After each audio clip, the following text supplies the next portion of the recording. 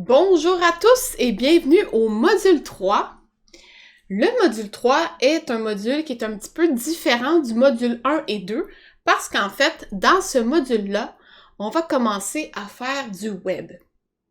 Donc, premièrement, avant qu'on rentre dans le web, il faut se poser la question, on essaie de revenir un peu au concept de base, c'est-à-dire est-ce que JavaScript et Create.js, c'est la même chose? Donc, petit rappel, JavaScript, c'est un langage de programmation, c'est-à-dire que ça sert à l'humain pour communiquer avec la machine. Donc, on écrit des instructions et la machine fait une certaine suite d'actions. Create.js, c'est ce qu'on appelle une librairie. C'est-à-dire, en fait, que c'est comme un coffre à outils. Donc, ça nous donne des outils pour nous permettre de faire des actions, des animations, des choses dans notre langage qui sont plus précis ou plus intéressantes que normalement. Donc, dans Create.js, on avait, par exemple, vous pouvez faire des sons, vous pouvez faire des animations, vous pouvez faire des formes géométriques sur un canevas de dessin. On peut aussi préloader des fonctions qui sont déjà faites. Donc, ça, c'était toutes des actions qu'on faisait avec Create.js. Si vous voulez une petite métaphore, JavaScript, c'est vraiment, quand mettons on veut faire de la musique, c'est les instruments de musique, c'est-à-dire que c'est la base, c'est avec ça qu'on fait la musique. Par après, il y a des logiciels qu'on peut rajouter par-dessus qui ont des fonctionnalités de plus. Par exemple, dans un logiciel de mixage, je peux mettre plusieurs instruments un par-dessus l'autre. Je peux changer les notes, ok? Je peux aller très aigu ou très bas. Je peux jouer avec la vitesse.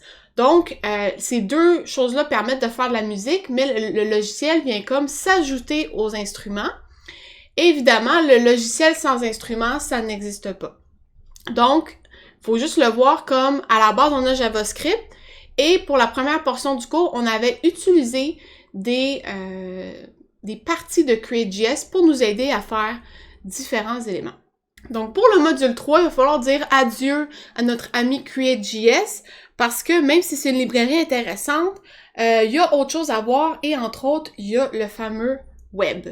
Donc, quand on va dire au revoir à Create.js, il va falloir se souvenir que ce qu'on a appris qui est propre à Create.js ne sera plus utilisé dans le module 3.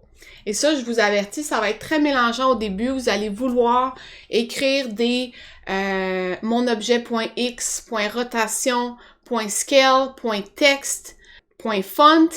Mais il faut vraiment comprendre que ce tableau-là de propriété, ça le dit, OK? Propriété d'objet Create.js. Donc ça, c'était l'objet qui est ici, c'était un objet Create.js. Maintenant, au module 3, on ne fait plus de Create.js. Donc, on ne va plus avoir un objet comme ça sur lequel on va appeler ces propriétés-là. Ce code-là, vous n'allez plus l'utiliser pour le module 3. Dans le module 3, il n'y a plus de bitmap, il n'y a plus de texte, ça n'existe plus.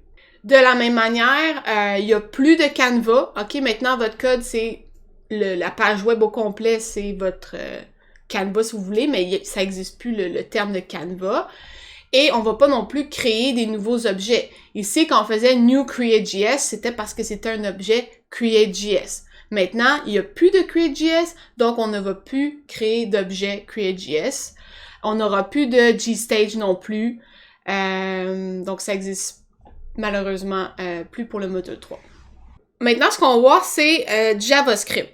Bon, on l'a déjà vu le JavaScript, et là, j'ai mis pur. Bon, on dit jamais ça, JavaScript pur.